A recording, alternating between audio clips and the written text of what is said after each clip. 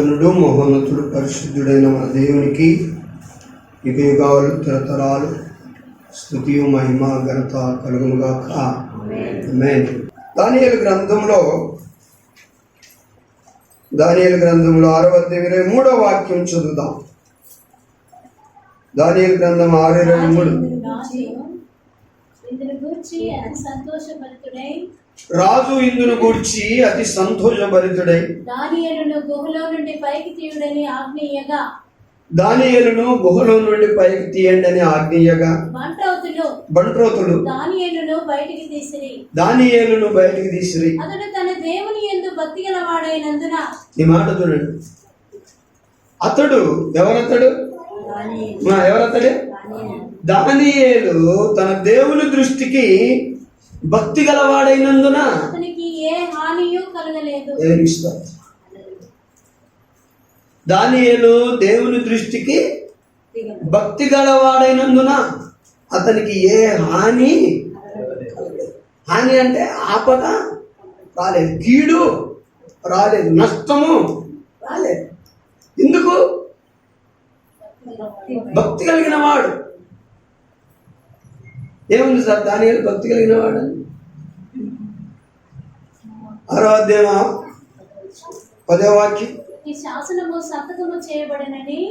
ఇట్టి శాసనము సంతకము చేయబడినని దానియేలు తెలుసుకొనినను. అతడు తన ఇంటికి వెళ్ళి యథాప్రకారముగా అనుదినము ముమ్మారు మోకాళ్ళుని తన ఇంటి పై గది కిటికీలు యెరూషలేము తట్టునకు తెరవబడి ఉండగా తన దేవునికి ప్రార్థన చేయించు ఆయనను స్తుతించుచు వచ్చెను. ఎప్పుడెప్పుడు ప్రతిరోజు 3 సార్లు అతను ఏం చేస్తున్నాడు? ప్రార్థన చేస్తున్నాడు. ప్రతిరోజు 3 సార్లు. కనుక ఈ ప్రతిరోజు ఇప్పుడు ఈ రోజు ఉన్నట్లు రేపు ఉండదా? గ్యారెంటీ ఏమైనా ఉందా? కనుక రేపు కాలు నొప్పి రావచ్చు, జ్వరమే రావచ్చు, రేపు కష్టమే రావచ్చు, నష్టమే రావచ్చు. కనుక జీవితంలో ఏ దినము ఎలాంటి పరిస్థితులు ఎదుర్కొన్నా ఏం మానేవాడు కాదు? ప్రార్థన మానేవాడు. ఒక రోజుకు 3 సార్లు అతడు ప్రార్థన చేసిన భక్తుడు అన్నమాట. కాబట్టి దేవుని బిడ్డలారా, అలాగా ఒక రోజుకు 3 సార్లు ప్రార్థన చేసినందువల్లనే అతనికి ఏ హానియు కలగలేదంట. ఏ హానియు కలగలేదు. మళ్ళా కరోనా వైరస్ వస్తూ ఉంది, దానికంటే ఇది ఇంకా విజృంభంగా వస్తుంది. నో, దేవుని భక్తునికి భయం ఉండదు. రాని కరోనా వస్తుందేమో, అది వస్తుందేమో, ఇది వస్తుంది, ఏదన్నా రాని. ఎందుకు అంటే మనం అనుదినము భక్తి కలిగి ఉంటే దానియేలు వలె ఆయన మనకు ఏ హానియు రానివాడు. నువ్వు ఎంతమందిలోనన్నా ఉండు, నీకు ఏ హానియు రానివాడు. నీ కుటుంబానికి ఏ హాని రానివాడు. నీ బిడ్డలకు ఏ హాని రానివాడు. కనుక మన కుటుంబము దేవుని చేత ఏ హానికి, మనము దేవుని చేత ఏ హానికి గురి కాకుండా ఉండాలి అంటే మనకు మన పిల్లలకి ఏముండాలి? భక్తి ఉండాలి. కొంతమంది పిల్లలు గాలికి తిరుగుతూ ఉంటారు, గాలి ఫ్రెండ్షిప్ చేస్తూ ఉంటారు, ఇంట్లో ఉండరు. వాళ్ళు ఇంటికి వచ్చేది ఎప్పుడంటే పొద్దున్న టిఫన్కు, మధ్యాహ్నం భోజనానికి, రాత్రి భోజనానికి వస్తారు. ఇక మధ్యలో ఎక్కడ కనపడరు. ఇట్లా ఉండకూడదు. దేవుని పిల్లలు తల్లిదండ్రులకు విధేయులై ఉండాలి, తల్లిదండ్రుల మాట వినాలి. మందిరానికి క్రమంగా రావాలి. ఇంతమంది మనం యవనస్తులు ఉన్నారు, మందిరంలో మనకు ఉపయోగపడాలి. ఈ మందిరంలో మనకు ఉపయోగపడి దేవుని పనులు చేసే పిల్లలుగా ఉండాలి.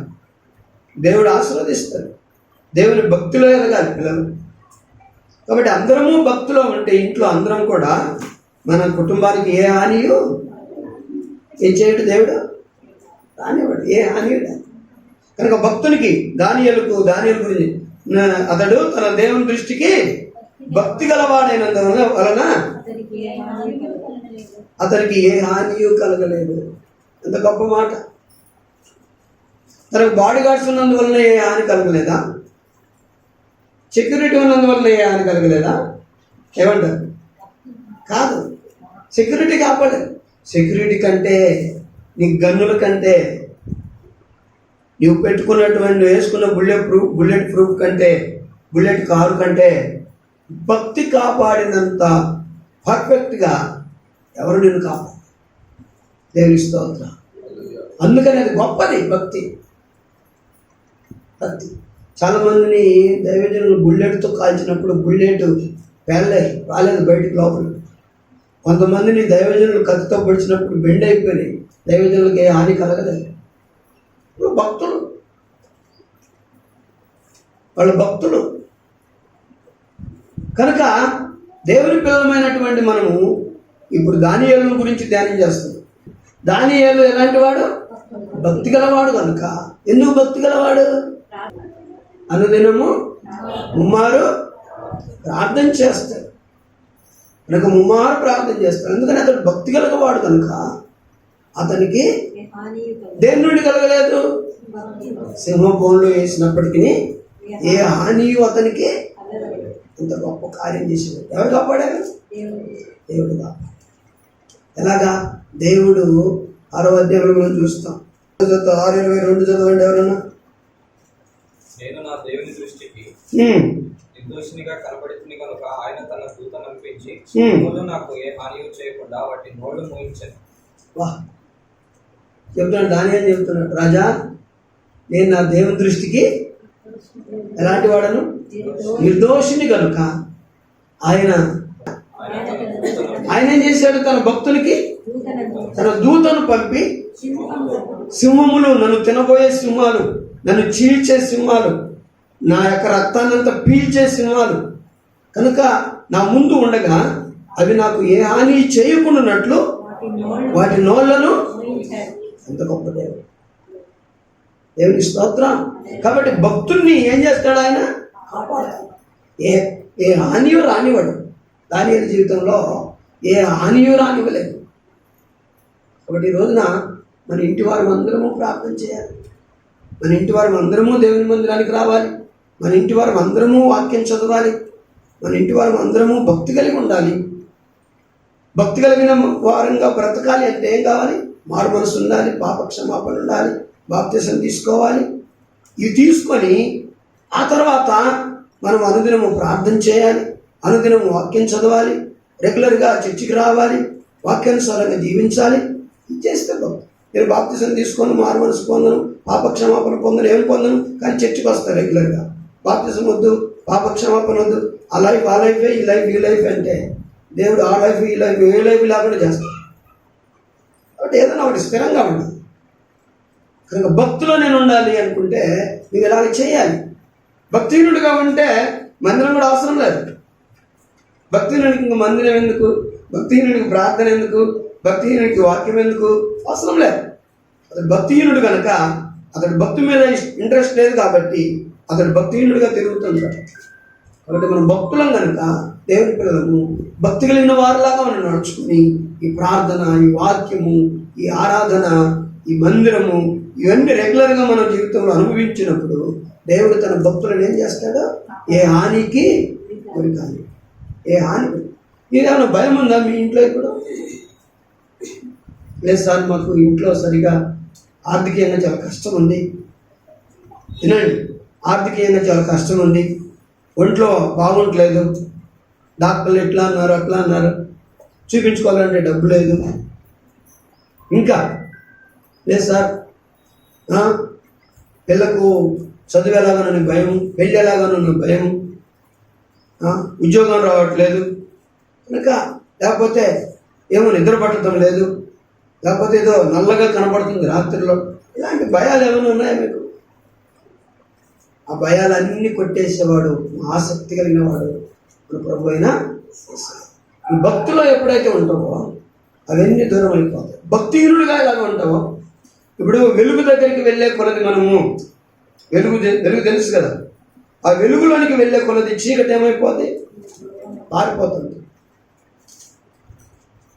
ఈ డోర్లన్నీ మూసేస్తే చీకటి వచ్చేస్తుంది, డోర్లన్నీ తీసేస్తే వెలుగు వస్తుంది. కాబట్టి చీకటి ఉండదు.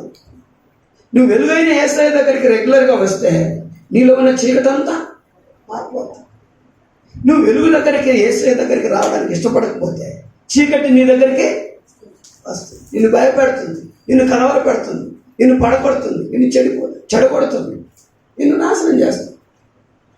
నేను చీకటిలోకి వెళ్తానంటే వెళ్ళు, నువ్వు కూడా చీకటి అయిపోతావు. ఇక బయటికి రాలేవు. చీకటి నిన్ను కట్టేస్తావు, బంధించేస్తావు. పాపం. అందుకొరకు ఈ ప్రభు దగ్గరికి మనం రావాలి. ఆయన తన బిడ్డలను కాపాడుతాడు. అది దానియేలులో మనం చూస్తున్న మొట్టమొదటి మాట. తర్వాత మరొకటి దానియేలు గ్రంథంలో మనము దానియేలు జీవితంలో దేవుడు చేసినటువంటి గొప్ప కార్యాన్ని మనము చూస్తాం. 2వ అధ్యాయంలో దానియేలు గ్రంథం 2వ అధ్యాయంలో 46వ వాక్యం మరొకరు చదవండి. అంతటా రాజుకు నెబుకద్నెజరు దానియేలునకు సాష్టాంగ నమస్కారం చేసి అతన్ని పూజించి నైవేద్య ధూపములు మరియు రాజు ఈ మర్మమును బయలుపరచుటకు నీవు సమర్థుడు వైతివే. దేవుడు దేవతలకు దేవుడును రాజులకు ప్రభువును మర్మములు బయలుపరచు వాడునే ఉన్నాడని దానియేలునకు ప్రత్యుత్తరం ఇచ్చెను. అప్పుడు రాజు దానియేలును బహుగా హెచ్చించి అనేక గొప్ప దానములు ఇచ్చి అతనిని బబులోను సంస్థానం అంతటి మీద అధిపతిని గాను బబులోను జ్ఞానులందరిలో ప్రధానిని గాను నియమించెను. దేవునికి స్తోత్రం. మీరు ఒకటి దీంట్లో మీరు గమనించి నాకు చెప్పాలి అనుకున్న వాళ్ళు చెప్తారా? ఏం దానియేలు భక్తుడు కాబట్టి దానియేలుకు రెండవది ఒకటి, దానియేలుకు ఏ హానిని కలగనివ్వలేదు దేవుడు. ఎందుకు? అతడు భక్తి గలవాడు కాబట్టి. రెండవది ఇప్పుడు మనం చదివాం. ఏంటి దానియేలుకు దేవుడు ఏం కలుగజేసాడు అనుకున్న వాళ్ళు చెప్పండి. మర్మములను బయలుపరిచాడు. తర్వాత ఇంకా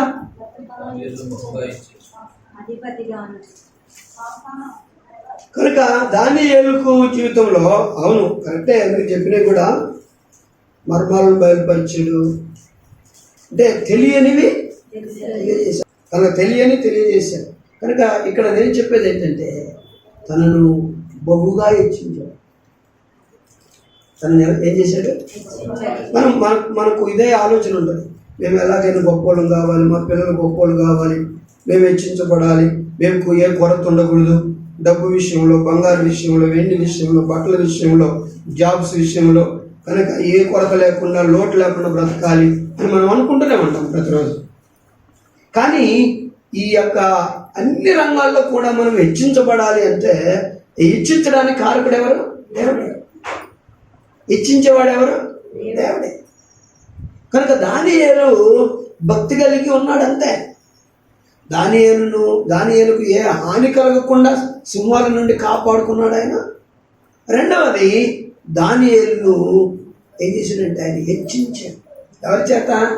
ఒక రాజు చేత హెచ్చించాడు. ఒక సామాన్యుడైన మనిషిని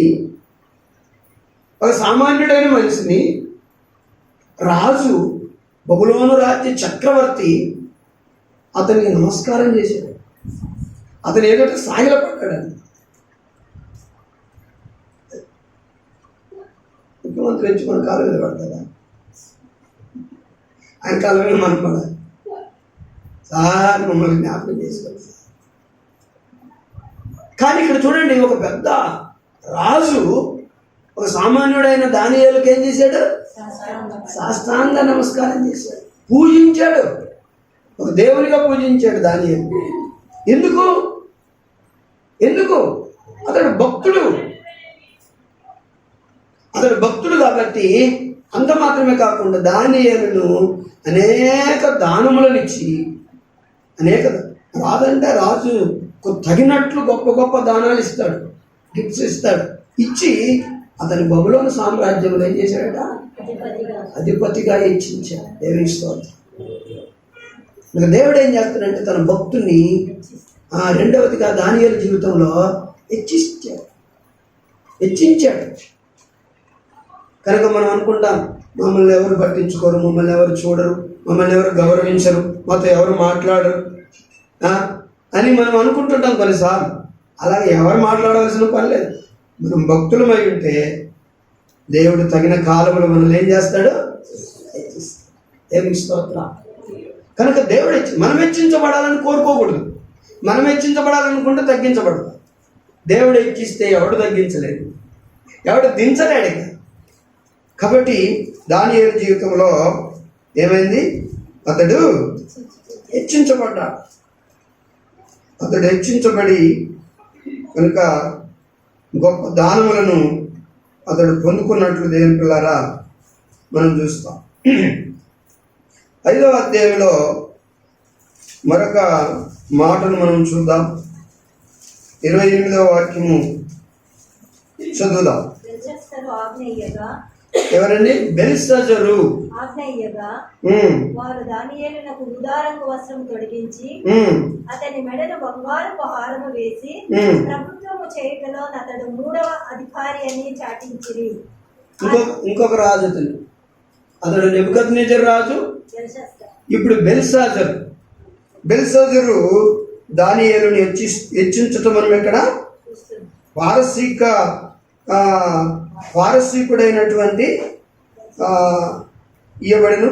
బెల్షస్సరు ఆజ్ఞయ్యగా వారు దానియేలుకు ఉదారంగు వస్త్రములను తొడిగించి మెడకు బంగారు హారము వేసి ప్రభుత్వము చేయుటలో అతడు 3వ అధికారి అని చాటించి. 3వ అధికారి, ప్రభుత్వంలో 3వ అధికారి.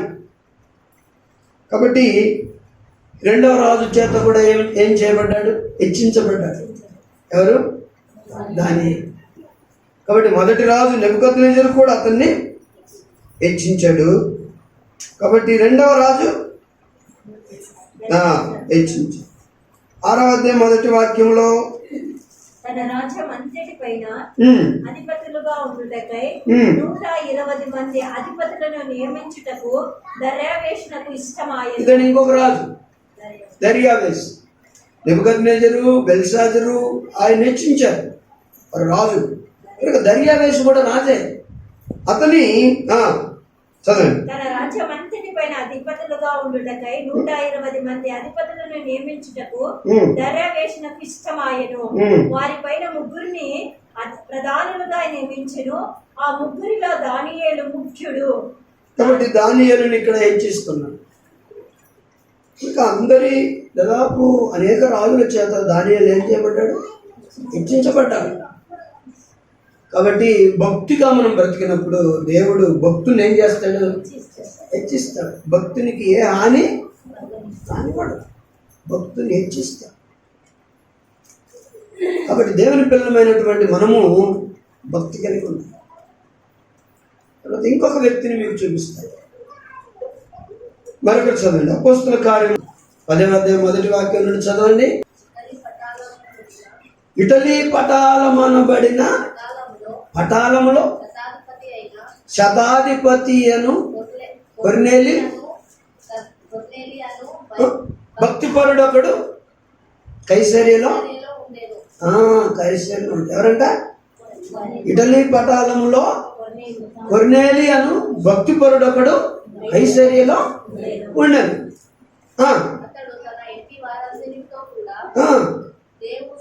దేవుని యందు భయభక్తులు గలవాడంట. ఎలా? ఏమని చెప్తుంది ఇక్కడ బైబిల్ ఇతని గురించి? భక్తి గలవాడు. ఇటలీ పటాలమనుడు కొర్నేలియను దైవభక్తుడు ఒకడు కైసరియలో ఉండడు. దైవభక్తి కలిగిన వాడు కనుక అతను మాత్రమే కాదు, కానీ తన ఇంటి వారందరితో కూడా భక్తి కలిగిన వాడు. ఇంటి వారందరంటే తన భార్య, తన పిల్లలు, అందరూ కూడా దేవుని ఎలాంటి వాళ్ళు? భయము, భక్తులు. అందరూ ప్రార్థన చేస్తారు, అందరూ చర్చకు వస్తారు, అందరూ వాక్యం చదువుతారు, చెడుతనాన్ని విసర్జిస్తారు. చెడుతనం చేస్తూ బైబిల్ చదివితే ఉపయోగం లేదు. సామెతల గ్రంథం 8:13 ఒకసారి చూడండి. భక్తుడు అంటే ఎవరు? భక్తుడు కానీ భయపడేవాడు కానీ ఎవరు అంటే దేవునికి అక్కడ చెప్పబడింది. యెహోవా యందు భయభక్తులు కలిగి ఉండుట, యెహోవా యందు భయభక్తులు కలిగి ఉండుట. చెడుతనము అసహించుకొనుటయే. ఏంటట? చెడుతనాన్ని చెడుతనమును అసహించుకొనుట. అసహించుకోవాలి. చెడును అసహించుకోకుండా నువ్వు ఎంత ప్రార్థన చేసినా, ఎంత వాక్యం చదివినా, ఏమండి, ఎంత భక్తి కలిగా ఉన్నా, ఎంత చర్చకు వచ్చినా శక్తి ఉండదు. కానీ ఇక్కడ భక్తులు ఏం చేయాలి? చెడుతనమును అంటే అసహించుకోవాలంటే ఉన్నదాన్ని తీసేసుకోవాలి. ఉన్నదాన్ని ఏం చేయాలి? లోన ఉన్న చెడుని తీసేసుకోవాలి. అసహించుకోవడం అంటే బయట ఉన్నదాన్ని, కొన్నిసార్లు మనకు చెడుతనం ఎదురవుతుంది, దాన్ని ఏం చేయాలి? అసహించుకోవాలి. మన దారులు నడిచేటప్పుడు రకరకాలైనవి కనపడుతుంటాయి, పెంట గింట రకరకాల అవన్నీ కనపడుతుంటాయి. వాటిని చూస్తే మనం ఏం చేస్తాం? ఎంత చక్కగా ఇక్కడ ఉంది అనుకుంటామా? ఏం చేస్తాం? అసహించుకుంటాం. ఏమింతో గలీజ్ చేసి పెట్టారు. మీ ఇంటి దగ్గర ఎవరన్నా అలా చేశారనుకోండి, చక్కగా చేశారు, మాకు అదృష్టం అంటారు. అసహించుకుంటారు. మీరు చెడును చూసి ఏం చేస్తారు? అలాగనే భక్తులమైన మనం కూడా చెడును మనం ప్రేమించకూడదు. చెడును మనం ఏం చేయాలి? అసహించుకోవాలి. బయట ఉన్న దాన్ని అసహించుకోవాలి, లోపలికి రాకుండా. లోనున్న దాన్ని తీసివేసుకోవాలి. లోనున్న చెడుతనం ఏమైనా ఉందా? నాకు చెడు చూడడం అంటే చాలా ఇష్టం. I like to see evil things. కాబట్టి నేను చెడును చూడాలని చాలా ఇంట్రెస్ట్ నాకు. అదే అలాంటి స్వభావం ఏమైనా ఉంటే అది తీసేసుకోవాలి. చెడు మాటలు వినడం చాలా ఇష్టం, చెడు చేయడం చాలా ఇష్టం. ఇలాంటివన్నీ కూడా భక్తులకి చెడు అసహించుకోవాలి. కాబట్టి చెడును అసహించుకోవాలి భక్తుడు. చెడును అసహించుకోకపోతే నువ్వు భక్తురాలు కాదు, భక్తుల మౌనం కానే కాదు. అందుకనే ఇంట్లో వాళ్ళందరూ కూడా మీరు చూడాలి. కొంతమంది పెద్దలు ఇంట్లో తండ్రి తల్లి ఇది చూస్తున్నారు. యవనస్తులు, అమ్మా లేచి ప్రేయర్ చేసావా, వాక్యం చదివావా, ప్రార్థన చేయమా, ఇదిగో బైబిల్ వాక్యం చదువు, ఒక ప్రక్కన నుండి చదువుకుంటూ రా వాక్యం. కనుక మన బిడ్డలకు ఏం చేయాలి? మన కొడుకుకి ఏం చేయాలి? భక్తి మార్గంలో నడిపించడానికి నేర్చుకోవాలి. నా పని అదైపోయింది, వాళ్ళ పని లేస్తే లేని, చదువుకొని పాడైపోతే పాడిపోని అంటే వాళ్ళు ఏం చదవరు. కొద్ది వయసు వచ్చిన వాళ్ళు కూడా ప్రాక్టీస్ చేయాలి. భక్తిని ఎప్పుడు కూడా పోగొట్టుకోవాలి. చెడు కొరకు ఎన్ని గంటలు మెలకువలో ఉంటాం చెడుని చూడటానికి. అందుకొరకే దేవుని బిడ్డరా చెడును అసహించుకోవాలి. చెడుని ఏం చేయాలి? యోబు గారు ఏం చేశాడంటే చెడును చూడండి. 1:1 1:2 ఊజు దేశమునందు యోబు అను ఒక మనుష్యుడు ఉండెను. అతడు యథార్థవర్తనుడును, న్యాయవంతుడై దేవుని యందు భయభక్తులు కలిగి చెడుతనము విసర్జించిన వాడు. చెడుతనాన్ని విసర్జించిన వాడు. చెడుతనాన్ని అసహించుకోవడం, చెడుతనాన్ని విసర్జించటం మనం నేర్చుకోవాలి. కాబట్టి అప్పుడే భక్తి మనకు వంటపడుతుంది. ఇప్పుడు మనకు ఏదైనా జబ్బు చేసింది అనుకోండి, ఏం తినాలన్నా నోరంతా ఎట్లా ఉంటుంది? చేదు. ఏం తినబుద్ధి కావట్లేదు. నువ్వు తినకపోతే ఏమైపోతావు? వీక్ అయిపోతావు, శక్తి ఉండదు. ఎందుకు నీకు చేదుగా ఉంటుంది అంతంటే నీళ్ళ రోగం ఉంది, జబ్బు ఉంది. ఆ జబ్బు పోతే ఇదేమవుతావు? చక్కగా తింటారు. తిన్నందువలన మీకు బలము వస్తుంది. అందుకని మనం చెడుని ఏం చేయాలంటే విసర్జించినంత వరకు భక్తిలో ఉన్న శక్తి మనలో ఉండదు. భక్తి యొక్క శక్తి మనకు వంటపడాలి అంటే నువ్వు ప్రార్థన చేస్తే దేవుడు వినాలి, నువ్వు మరొకరికి ప్రార్థన చేస్తే దేవుడు స్వస్థపరచాలి, నువ్వు ఏ లోటు రాకుండా ఏ హాని రాకుండా దేవుడు తప్పించాలి అంటే ఆ భక్తిలో ఉన్న శక్తి మీకు రావాలంటే చెడుతనాన్ని ఏం చేయాలి? సర్జించాలి. అక్కడ వాటిల్లో పాలు పంపులు పొందాం, ఇక్కడ వీటిల్లో పాలు పంపులు పొందాం, ఇక్కడ చేయబెట్టి అన్నాం, ఇక్కడ చేయబెట్టి అన్నాం, అన్ని కావాలి మాకు అంటే భక్తులకు అది ఉపయోగం లేదు. తప్పించుకోవాలి. మన భక్తి చెడిపోతుంది అన్న ఆ స్థలం నుండి మనం ఏం చేయాలి? దూరం అయిపోవాలి. కనుక దేవుని పిల్లలమైనటువంటి మనం యోసేపు తన భక్తిని పోగొట్టుకుంటాడు, పడిపోతాడు అంటే ఆ కంపెనీ వదిలేసాడు. 39 ఆదికాండం 9లో 39:9 నీవు అతని భార్యవైనందున చదవమ్మ గట్టిగా. నీవు అతని భార్యమైనందున నిన్ను తప్ప మరి దేనిని నాకు అప్పగింపక ఉండలేదు. నిన్ను తప్ప మరి దేనిని నాకు అప్పగింపకుండా లేదు. కాబట్టి నేనెట్లు ఇంత ఘోరమైన దుష్కార్యం చేసి దేవునికి విరోధంగా పాపము కట్టుకొందనని తన యజమాని భార్యతో అనేను. పాపం కట్టుకోవాలి తల్లి, నువ్వు అమ్మలాంటి దాని నాకు నా మీద నీకు మోహం చూపేంటి?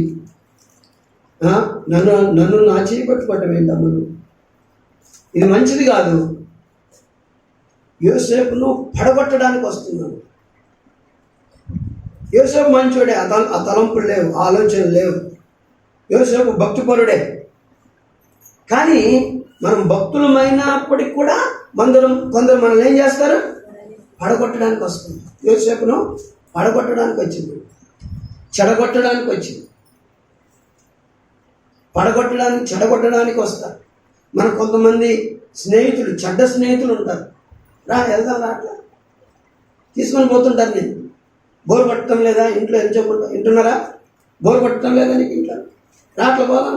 పాత స్నేహితులందరూ, చెడ్డ కార్యాలు చేసే వాళ్ళందరూ కూడా, మనల్ని చెడ్డ మార్గంలో నడిపించే వాళ్ళందరూ కూడా మనకు ఎదురవుతుంటారు. అటువంటి వారిని నువ్వు ప్రేమించకూడదు. కాబట్టి ఇక్కడ ఎందుకంటే వాళ్ళు నీకు ఎదురైంది, నీ భక్తిని ఏమవుతా చేస్తారో వాళ్ళు చెడగొడతారు. నీకు దేవుని యందు భయం నుంచి చెడగొడతారు. నువ్వు అసహించుకోవాలి. యోసేపు అసహించుకున్నాడా? ఈ రోజు గురించి నేను కూడా ఎదురు చూస్తున్నాను. నువ్వే అన్నావు, I'm ready, you are ready, let's go అన్నాడా?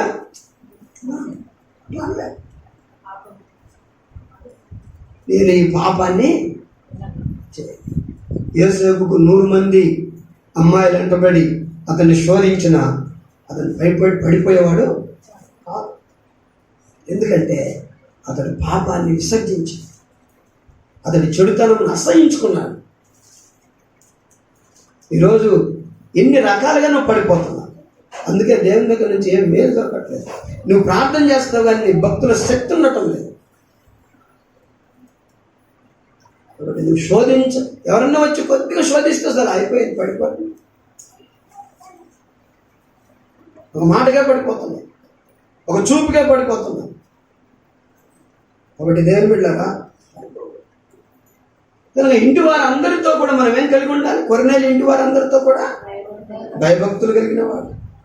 యవనస్తులు, పిల్లలు, పెళ్ళైనటువంటి భర్త, భార్య, వారి యొక్క భక్తిని వారు కాపాడుకోవాలి. వారు భయం కలిగి ఉండాలి దేవునికి. మా అమ్మ మా నాన్న లేరు, నేను ఒంటరిగా ఉన్నాను అని మనం ఇష్టానుసారంగా ఉండకూడదు. నా భర్త లేడు, నేను ఒంటరిగా ఉన్నానని నా ఇష్టానుసారంగా ఉండకూడదు. నా భార్య లేదు, నేను ఒంటరిగా ఉన్నానని నా ఇష్టానుసారంగా ఉండకూడదు. కానీ నేను దేవుని యందు భక్తి కలిగి ఉండాలి. ఎక్కడికి వెళ్ళినా దేవుని యందు భక్తి కలిగి ఉండాలి. కొర్నేలి ఇంట్లో తన భార్య భక్తురాలే, తన పిల్లలు భక్తులే, తను భక్తులే. కనుక భక్తునికి ఇక్కడ కొర్నేలి జీవితంలో ఏం కలిగిందో చూద్దామా? భయభక్తులు గలవ గట్టి చదవాలి. ప్రజలకు బహుధర్మము చేయొచ్చు, ఎల్లప్పుడూ ప్రేయర్. సీజన్కు ప్రేయర్ చేసేవాడు కాదు. కొన్ని సీజన్కు సంబంధించిన భక్తులు ఉంటాయి. కానీ ఇతను అలా కాదు. ఎప్పుడు ప్రార్థన? ఎల్లప్పుడూ ప్రార్థన, ఎల్లప్పుడూ, ప్రతిరోజు ప్రార్థన. మనమందరం చర్చకు వచ్చేటప్పుడు మనల్ని చూసి లేక దేవుడు భక్తులు విరనుకోవాలి. ఇప్పుడు మొబైల్ బైబిల్స్ వచ్చాయి, మొబైల్ పట్టుకొని వస్తారు. బైబిల్ ఇక్కడే ఉంది అంతా. మొబైల్ తీసుకొని రాకూడదు. ఏం తీసుకురావాలి? బైబిల్ తీసుకురావాలి. నాకు చదువు రాదు కదా సార్, నీకు చదువు రాకపోయినా బైబిల్ తీసుకొచ్చుకోవాలి. ప్రతి ఒక్కరి చేతిలో, ప్రతి ప్రభు బిడ్డ చేతిలో ఏముండాలి? బైబిల్ ఉండాలి. బరువు సార్, ఇప్పుడు బరువు అని ప్యాకెట్ బైబిల్ తెచ్చుకుంటున్నారు, ఏం కనపడదు, ఎక్కడెక్కడుందో ఎత్తుకోవాలి. లేదు, మంచి బైబిల్, నీకు చదవడానికి అనుకూలమైన బైబిల్ నువ్వు తప్పక తెచ్చుకోవాలి. అది భక్తునికి ఉండవలసిన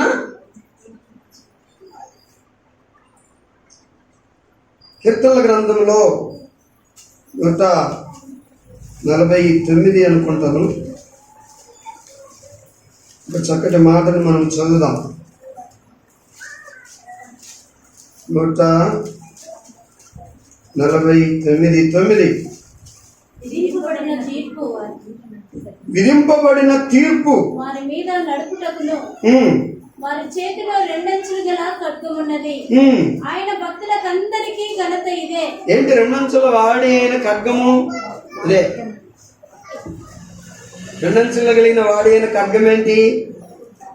ఏంటి? వాక్యం. ఎక్కడుందంట? వారి చేతిలో ఉన్నది. ఇది ఏంటంట వారికి? ఘనత. బైబిల్ మన చేతిలో ఉంటే మనకేంటి? ఘనత. బైబిల్ లేకపోతే ఇది పట్టుకుంటేనే మనకు విలువ. ప్రతి ఒక్కరికి పరిశుద్ధ గ్రంథం ఉండాలి. మేము ఒకటే బైబిల్ తలా కోసం చదువుకుంటామండి, అదే చదువుకుంటాం. ఒక కంచం ఒక గిన్నెలోనే అందరూ తింటారా? లేదు, నాకు రెడీ అందరికి ఒకటే ఒక్కొక్క ప్లేట్ ఉండాలి. నా ప్లేట్ ఇది, నా ప్లేట్ ఇది.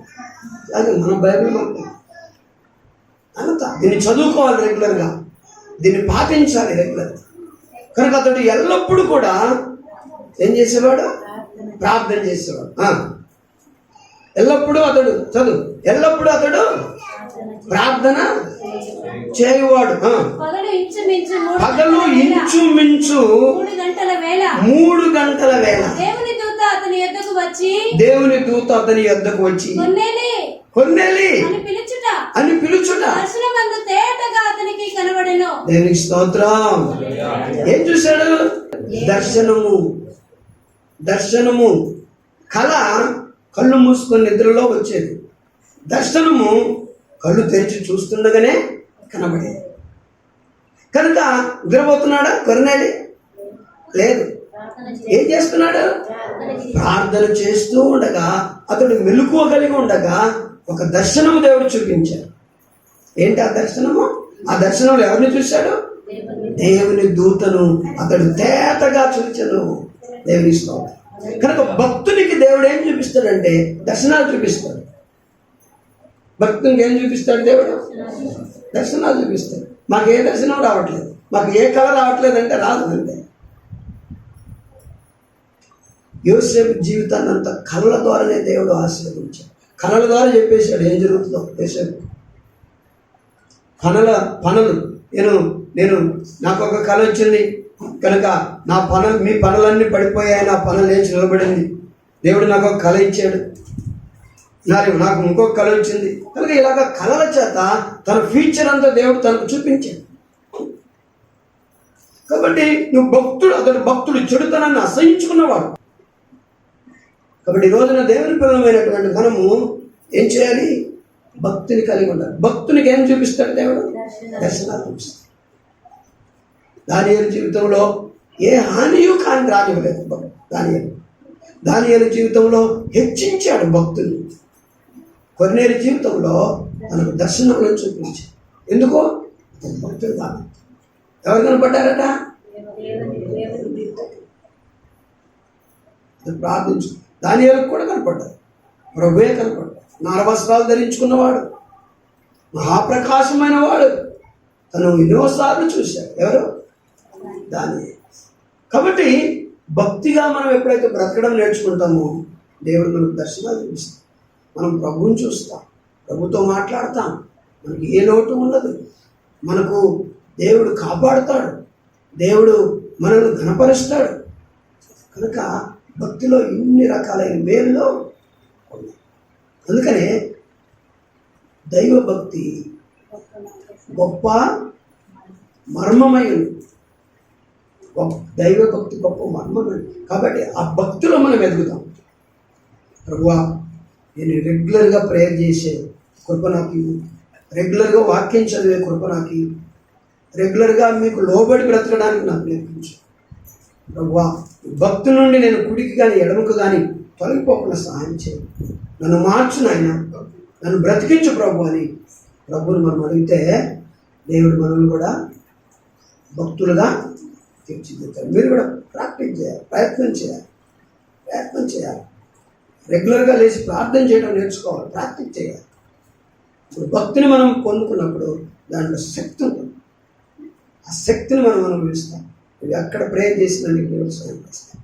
నీకు ఏ లోటున్నా దేవుడు తెలుస్తాడు. నేను అనేక చోట్ల ఘనపరుస్తాడు దేవుడు, హెచ్చిస్తాడు దేవుడు, నీకు దర్శనాలు ఇస్తాడు దేవుడు, నీకు ఏ కొరతను రానివ్వడు దేవుడు. నువ్వు అడగకుండానే నీకు అన్ని సప్లై చేస్తాడు ఆయన, ఏ కొరత. కాబట్టి మనం కూడా దేవుని భక్తి కలిగి బ్రతుకున్నట్లు ప్రభు సహాయం చేయనుగాక. ఆమేన్.